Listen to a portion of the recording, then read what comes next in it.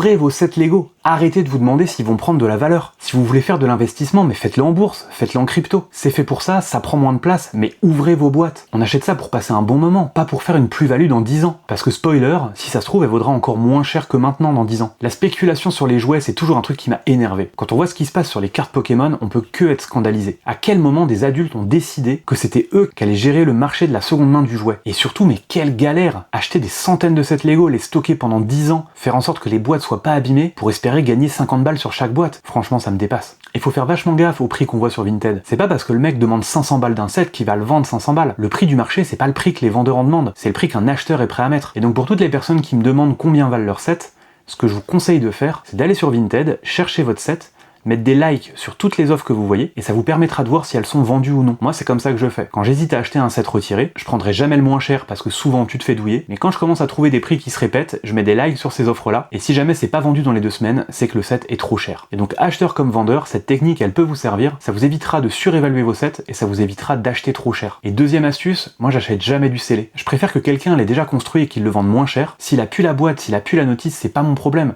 Justement, ce sera moins cher. Parce que moi, j'achète pas pour revendre, j'achète pour le plaisir de construire. Et donc quand je me sépare d'un set, forcément il a été construit et il vaut moins cher. Mais c'est pas grave, ça fera plaisir à quelqu'un d'autre. J'espère qu'on pourra tomber d'accord là-dessus. Et je le redis, ouvrez vos Lego. Allez, salut!